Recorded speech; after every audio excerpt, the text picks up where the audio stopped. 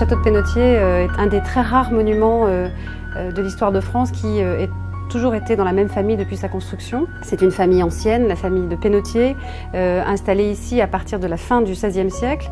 Et jusqu'à nos jours, le château est resté toujours dans la même famille. En 1920, Paul de Pénautier, la dernière héritière du château et du nom, épouse Christian de Lorgerie, qui est un gentilhomme breton. C'est donc une nouvelle page qui s'écrit puisque le nom Lorgerie s'affiche désormais, même si c'est la même famille. Et nous sommes aujourd'hui la 3e génération à développer sur une histoire de 12 générations en tout, l'histoire d'une même famille au même endroit, ce qui fait de nous une des plus anciennes familles de vignerons en France. Le château de Pénautier a été baptisé par un certain nombre d'historiens fameux Versailles du Sud parce que après le début d'une construction en 1620 par Bernard de Pénautier, ancêtre de la famille, cette première construction va être embellie à partir de 1670 par son fils Pierre-Louis, qui lui-même ne vit plus seulement en Languedoc mais aussi à Versailles. Nous sommes au temps de Louis XIV et ce château va véritablement bénéficier des innovations et du nouveau style de Versailles, c'est-à-dire un château très étendu avec une vaste façade dont le dessin est confié à Levaux, l'architecte de Versailles, et à ce moment-là les jardins sont confiés à Lenôtre, le paysagiste de Versailles. Cette édification en 2 phases va être perpétuellement embellie de nouveau avec, en 1835, le comblement d'une cour centrale et la dernière note sera l'installation d'un fronton sur la partie centrale qui réunit les 2 blasons des familles Pénautier et Lorgerie qui sont au cœur de l'histoire de la maison et qui viennent parfaitement symboliser à la fois la continuité, le renouvellement et l'union entre 2 familles sur un même site. Le château de Pénautier est au cœur d'une magnifique région à la croisée des Suds, juste au point de contact entre le Massif central et les Pyrénées, entre le sud-est et le sud-ouest. C'est une région d'ailleurs dont les monuments symbolisent cette situation géographique exceptionnelle, puisque la cité de Carcassonne, qui est située à 3 km du château, est exactement sur le verrou entre les Pyrénées et le Massif central. C'est la raison d'être de cette cité fortifiée, la plus grande cité médiévale d'Europe, aujourd'hui parfaitement préservée. C'est aussi la région du Canal du Midi. Le Canal du Midi, c'est l'histoire de la rencontre entre les 2 mers, la rencontre entre l'Atlantique et la Méditerranée. C'est véritablement le fruit de cette situation géographique singulière dans cette région qui s'appelle le Cabardès, qui est aujourd'hui notre appellation d'origine, une appellation d'origine exceptionnelle, unique, qui se développe sur 600 hectares, juste au cœur de cette petite région d'équilibre entre les 2 suds. Le château de Pénautier, c'est le vignoble historique de la maison. C'est là où tout a commencé. C'est là où a été pointé du doigt la fraîcheur, l'élégance des vins que l'on pouvait produire dans des zones d'altitude. Les sols sont majoritairement des sols argilo-calcaires, mais comme on a un vignoble de 200 hectares qui est implanté sur différentes strates d'altitude, cela part des sols argilo-calcaires, argilo-limoneux, à des sols encore plus calcaires avec des cailloux calcaires, les cascailles. Tout ceci donne des expressions aux vins qui sont finalement très différentes. Et c'est à la vue vraiment des vins que l'on produisait là que l'histoire a continué dans d'autres vignobles. À partir de Pénautier, nous avons souhaité, mon mari et moi, explorer de nouveaux terroirs aux alentours.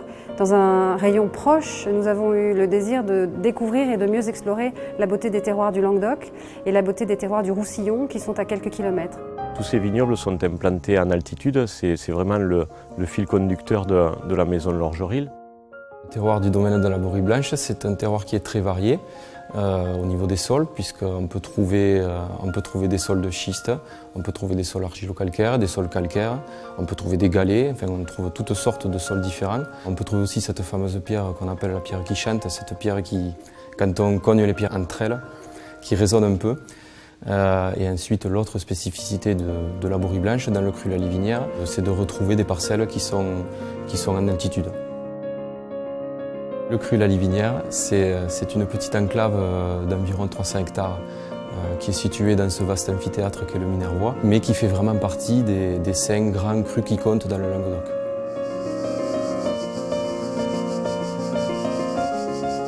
Le château Moulin de Siffre des vignobles Lorgerie s'étend sur 80 hectares, dont 30 hectares en production. La spécificité de ce domaine, c'est qu'il y a 3 AOC, AOC Faugère, AOC Saint-Chinian, AOC Côte du Languedoc. L'AOC Faugère est sur schiste, l'AOC Saint-Chinian est sur galets roulés et argilo-calcaire. ce qui nous permet de créer des grands vins en AOC Séchine, en AOC Faugère, qui sont les fleurons de la maison de l'Orgerie.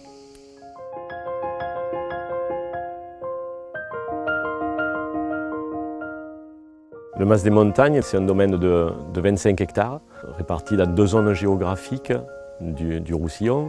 Sur Cassagne, où nous avons majoritairement des syrahs et des carignans sur des sols argilo-calcaires, qui apportent un petit peu plus de fraîcheur.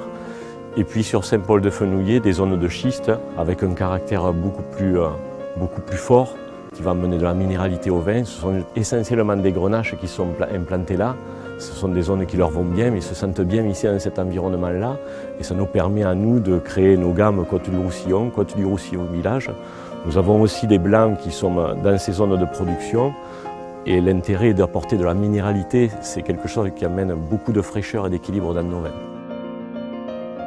La maison de l'Orgerie est présente sur 9 appellations du Languedoc-Roussillon et est également productrice de vins de Pays d'Oc dans l'ensemble de ses gammes, en monocépage ou en bicépage, en chardonnay avec le marquis de Penautier, mais également dans des bicépages de Malbec, de Syrah, de Cabernet Sauvignon, de Sauvignon.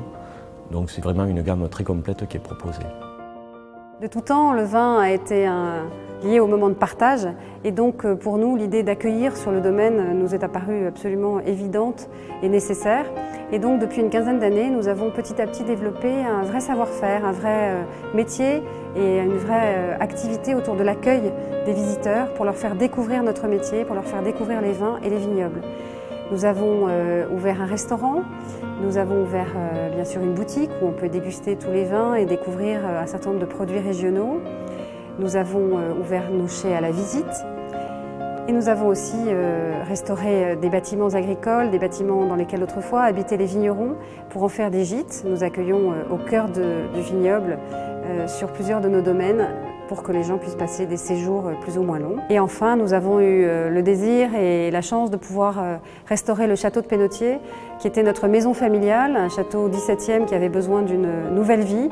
Et nous sommes heureux d'ouvrir dorénavant cette maison que nous avons entièrement restaurée pour toutes sortes d'événements. C'était notre grande œuvre. Nous nous sommes attachés à faire vraiment vivre le lieu pour qu'il soit dorénavant accessible au plus grand nombre pour toutes sortes d'événements, pour des fêtes, pour des événements professionnels, des séminaires, des mariages et également pour des séjours au cœur du château et du parc.